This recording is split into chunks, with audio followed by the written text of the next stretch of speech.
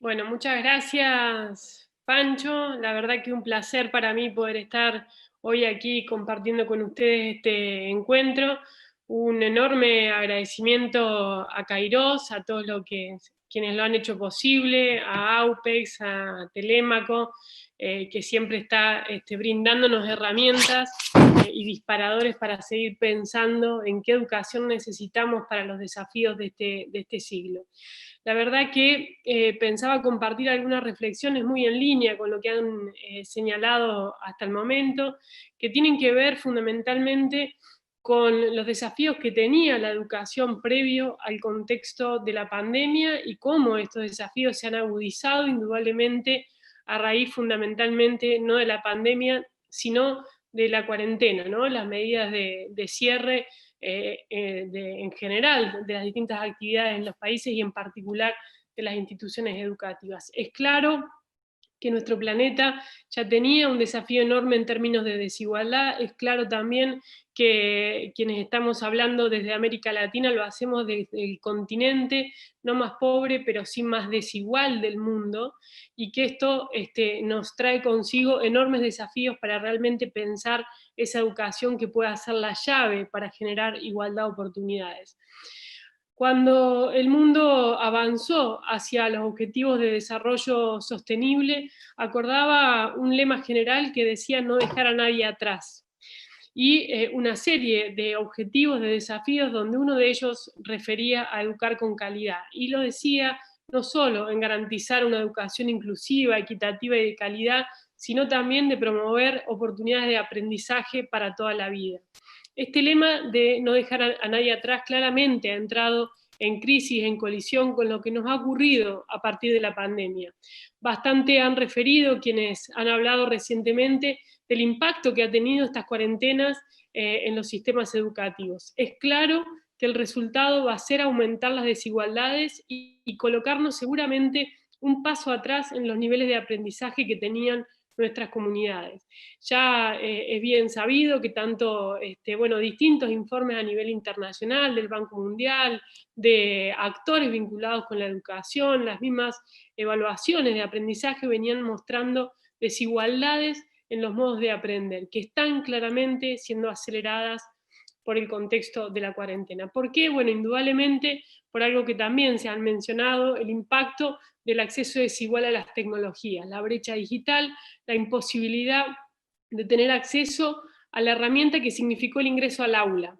Yo decía días atrás, es como estar golpeando la puerta del aula y que nadie los deje pasar. Bueno, eso ocurrió con millones de niños y niñas en el mundo, particularmente con aquellos que provenían de los entornos más vulnerables.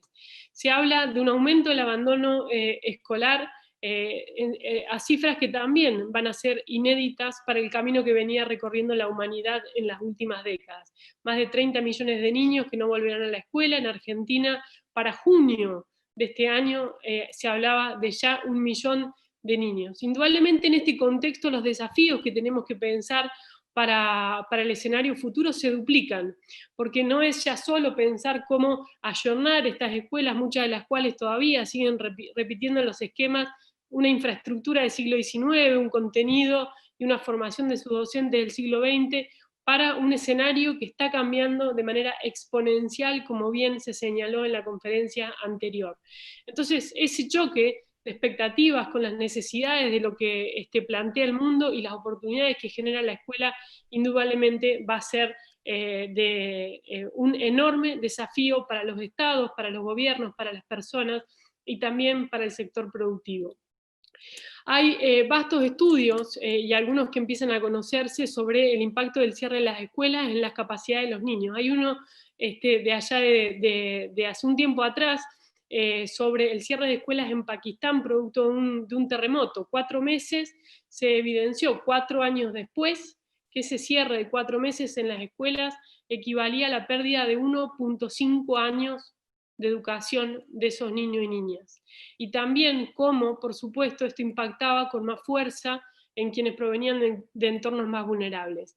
Días atrás también se conoció un informe en relación a la evaluación de Holanda en el contexto de la pandemia. Bueno, aquí se analizó obviamente un sistema educativo quizá caracterizado por por una enorme fortaleza, aún allí, en una sociedad bastante más igualitaria que las nuestras, se perdieron 1/5 de los contenidos de escolarización del año. Y, nuevamente, allí se evidencia con claridad el doble de impacto, el doble de pérdida en los niños y niñas que provienen de los hogares más desfavorecidos. Entonces, creo que acá tiene que estar puesto el gran esfuerzo, el gran acento, recuperando ese lema de los Objetivos de Desarrollo Sostenible, de no dejar a nadie atrás. ¿Cómo hacemos para pensar esa educación que necesitamos para este mundo que se está transformando, con las herramientas que tenemos, pero además hacerlo aceleradamente? Lo necesitamos hacerlo más rápido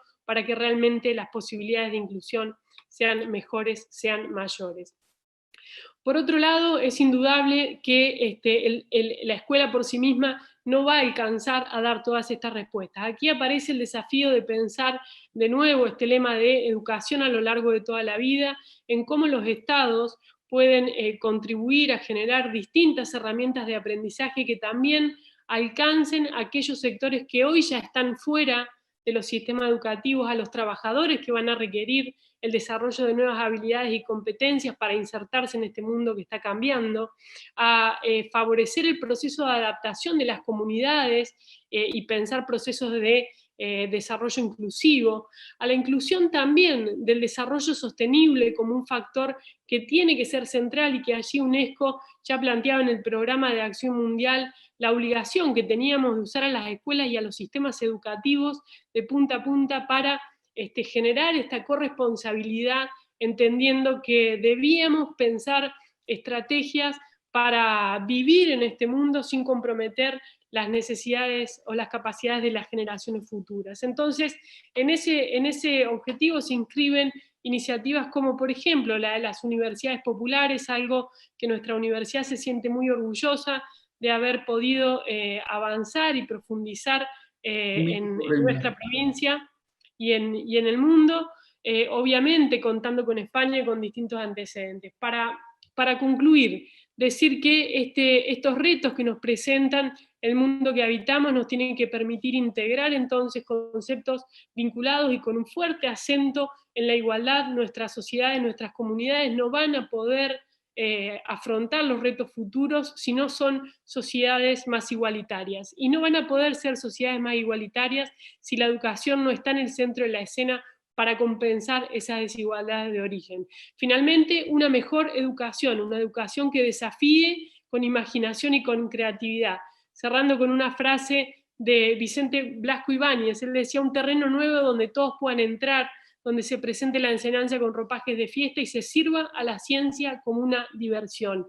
Y el mensaje siempre presente de Paulo Freire, ¿no? Cuando nos decía: saber enseñar no es transferir conocimientos, sino crear las posibilidades para su propia producción. Bueno, esta combinación de estos dos saberes creo que son parte de los desafíos que tienen que estar en nuestro nuevo contrato social para una educación que esta vez sí sea la llave para la igualdad de oportunidades. Muchas gracias.